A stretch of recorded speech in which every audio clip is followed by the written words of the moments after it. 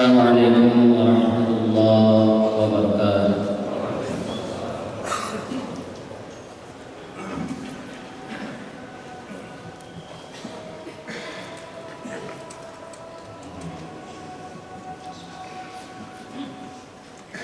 Allahu akbar,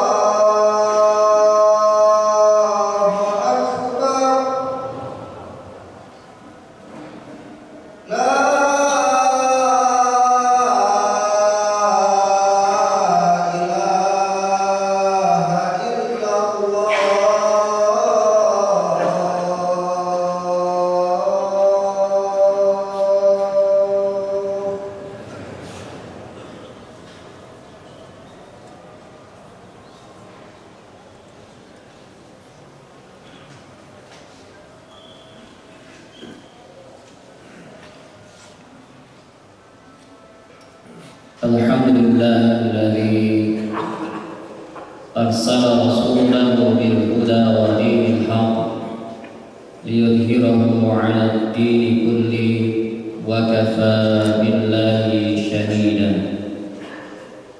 أشهد أن لا إله إلا الله وحده لا شريك له وأشهد أن محمدا عبده ورسوله. اللهم صل وسلم وبارك على سيدنا محمد وعلى آله وأصحابه أجمعين. أيها الحاضرون اتقوا الله حق تقاته ولا تموتن إلا وأنتم مسلمون. أما بعد فقال الله تعالى في القرآن العظيم: أعوذ بالله من الشيطان الرجيم. بسم الله الرحمن الرحيم. هو الذي بعث في الأميين رسولا منهم يتلو عليهم آياته ويزكيهم ويعلمهم الكتاب والحكمة وإن كانوا من قبل في ضلال مبين. صدق الله العظيم وصدق الرسول الكريم ونحن على ذلك من الشاهدين والشاكرين. Segala puji hanya milik Allah Subhanahu wa Ta'ala. Pada hari ini Allah masih memberikan jatah usia kepada kita, masih memberikan kenikmatan iman, kenikmatan Islam, sehingga kita bisa hadir berkumpul di tempatnya. Insyaallah Allah muliakan. Salawat dan salam semoga senantiasa Allah limpahkan kepada junjungan kita Nabi Maulana Muhammad sallallahu alaihi wasallam, pada keluarganya, sahabatnya, tabi'in hingga kita selalu umatnya insyaallah. Setiap khatib selalu berwasiat di dalam khatibnya, dalam khutbahnya. Mari sama-sama kita tingkatkan kualitas takwa kita kepada Allah Subhanahu wa Ta'ala, agar hari-hari kita terus meningkat, amaliyah kita terus meningkat, baik kuantitas maupun kualitasnya. Hadirin sedang Jum'ah rahimakumullah. Sebagaimana telah disebutkan tadi dalam surah Al-Jumu'ah ayat 2, bahwa Allah telah mengutus seorang Rasul kepada kaum yang ummi, yaitu kaum Arab. Apa yang dilakukan oleh beliau? Yatlu alaihim ayati. Yang pertama, membacakan ayat-ayatnya. Wa yuzakkihim, lalu mentazkiyah, menyucikan qalbu, jiwa-jiwa mereka. Yang ketiga, wa yu'allimuhumul kitaba wal hikmah, lalu beliau mengajarkan Al-Quran dan Al-Hikmah. Kenapa? Karena sebelumnya kaum Arab pada saat itu berada di dalam kesesatan yang nyata. Maka kalau kita lihat fenomena pada hari ini, bagaimana keadaan kondisi demoralisasi, dekadensi moral, merosotnya akhlak, merosotnya perilaku-perilaku generasi kita saat ini, mulai dari kenakalan remaja, pornografi, mabuk-mabukan, bukan hanya di kota-kota, bahkan sekarang di kampung-kampung lebih banyak. Tindakan korupsi juga sama, bahkan pembunuhan, bahkan kemaksiatan juga dilakukan secara terang-terangan. Maka Al-Quran memberikan solusi dengan prophetic education atau pendidikan profetik. yang langkah-langkahnya ada 3. Rasul yaitu Nabi Muhammad Shallallahu Alaihi Wasallam diutus oleh Allah Subhanahu Wa Taala. Yang pertama dengan at-tilawah, diperintahkan untuk membaca. Dalam konteks bahasa Arab, kalimat tilawah dengan qiraah ada perbedaan. Tilawah itu lebih khusus untuk membaca Al-Quran, sementara qiraah sebagaimana di ayat yang lain, Iqra, itu perintah membaca baik teks maupun non teks secara lebih umum. Tetapi tilawah ini ketika kita membaca Al-Quran maka tilawah. Kenapa tilawah? Karena ada yang harus kita lakukan setelah kita membaca, yaitu memahami isinya, memahami ayat-ayat yang kita baca huruf demi huruf, kata demi kata, yang selanjutnya mesti diikuti dengan pengamalan terhadap ayat itu. Maka yang pertama kita lakukan di dalam dunia pendidikan dimanapun adalah membacakan ayat-ayat, diperdengarkan ayat-ayat. Jangan sampai kita termasuk orang-orang yang dikategorikan menghijrah Al-Quran, dikategorikan meninggalkan Al-Quran, yang diantaranya karena kita tidak pernah atau jarang membaca Al-Quran. Langkah yang kedua, setelah kita tilawah, membacakan, seorang guru membacakan ayat-ayat Allah, muridnya menyimak dengan seksama, direnungkan bacaan-bacaan, dihayati bacaan-bacaan. Maka langkah selanjutnya adalah tazkiyah. Tazkiyah ini dari asal kata zakah, satu akar kata dengan zakat. Kalau zakat lebih untuk menyucikan harta-harta kita. Makanya sesungguhnya hakikat zakat itu kita membersihkan harta yang ada dalam kita karena ada hak orang lain, karena ada hak fakir miskin. Maka wajib kita keluarkan zakatnya. Sebab nanti akan ditanya pada suatu saat di hari kiamat, la tazulu qadama 'abdin hatta yus'ala an Allah. Kaki kita tidak akan bergeser sedikit pun sampai ditanya 4 hal, di antaranya an malihi, tentang hartanya, dari mana kita dapatkan dan untuk apa kita habiskan. Dalam konteks ini adalah tazkiyah untuk tazkiyah qalbu, mentazkiyah qalbu kita. Dari apa? Pertama, dari segala bentuk kekufuran dan kesyirikan. Sebab tidak akan mungkin menerima pengajaran kalau hatinya masih penuh dengan kekufuran dan penuh dengan perbuatan syirik. Yang kedua, mentazkiyah, membersihkan, mensucikan dari berbagai amradil qalb, dari berbagai penyakit-penyakit qalb, yang diantaranya adalah takabur, kesombongan. Gara-gara kesombongan, iblis tidak mau bersujud dan bersumpah untuk menjadi ahli neraka, menggoda manusia selama-lamanya. Gara-gara sebuah kesombongan. Pun demikian kesombongan kita bisa mengantarkan kepada kecelakaan buat kita semua. Maka dengan 2 tahapan ini, 2 tahapan yang dari mulai tilawah sampai tazkiyah ini, kita akan mempersiapkan generasi-generasi berikutnya yang siap menerima pengajaran, siap menerima pembelajaran, sehingga Al-Quran yang dibacakan akan masuk ke dalam relung-relung hati,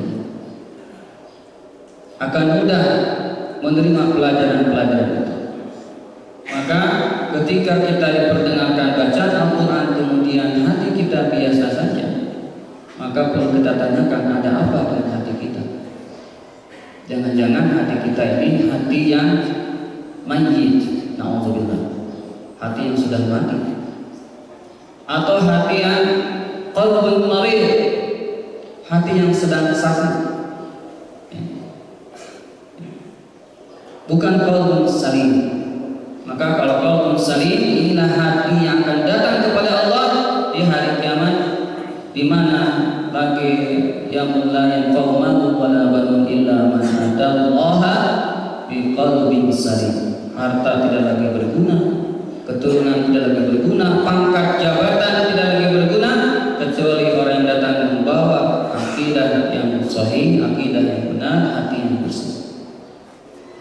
Maka yang ketiga baru diajarkan Alkitab, yang di Al-Quran, pengajaran-pengajaran dan hikmah.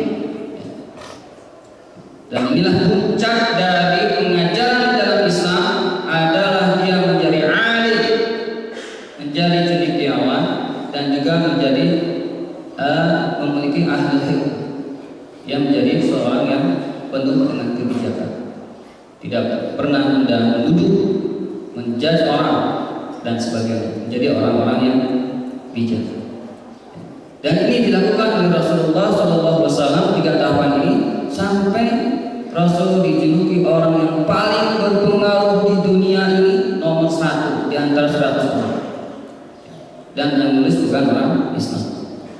Artinya sangat diakui bagaimana Rasulullah SAW keberhasilan beliau dalam mendidik umatnya. Barakallahu li wa lakum bil Qur'anil 'azim wa nafa'ani wa iyyakum bima fihi min al-ayati wa dzikril hakim wa taqabbal minni wa minkum tilawatahu innahu huwas samiul 'alim. Aqulu qawli hadza wa astaghfirullah li wa lakum fastaghfiruhu innahu huwal ghafurur rahim.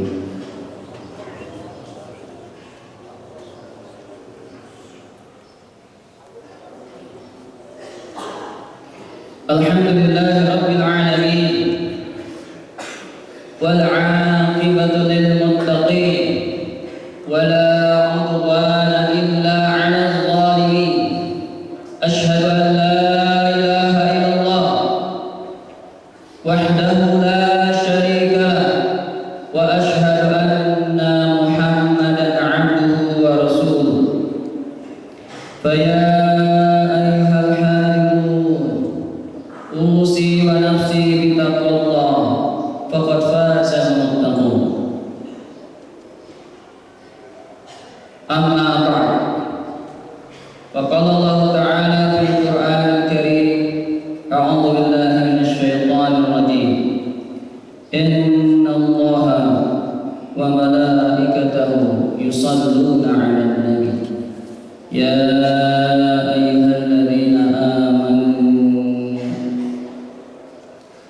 sallu alaihi wa sallimu taslima.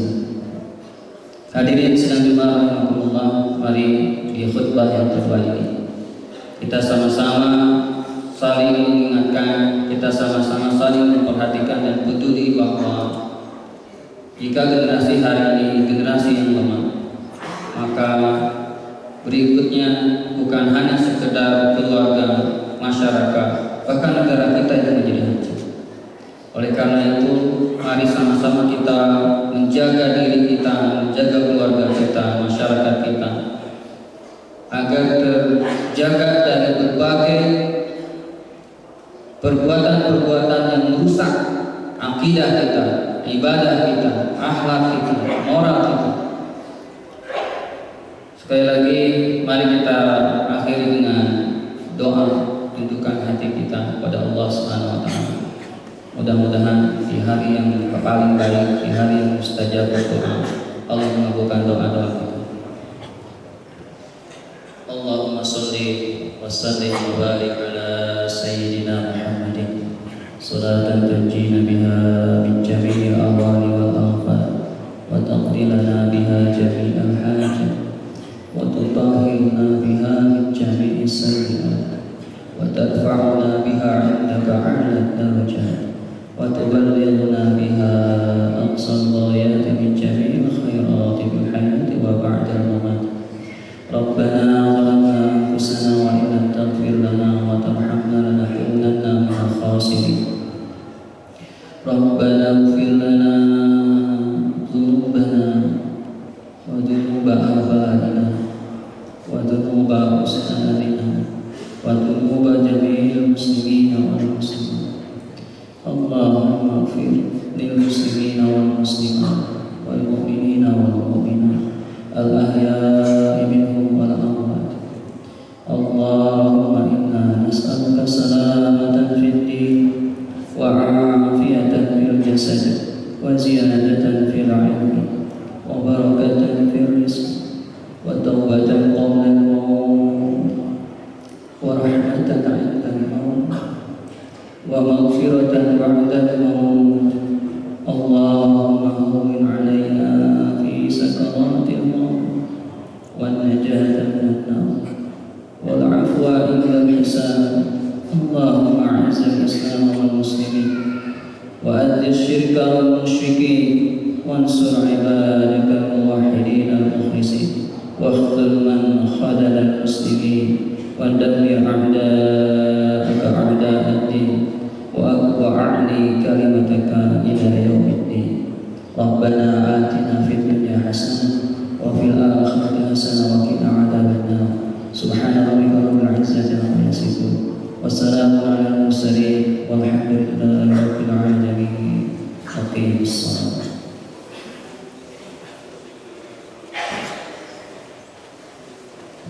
الله أكبر الله أكبر. أشهد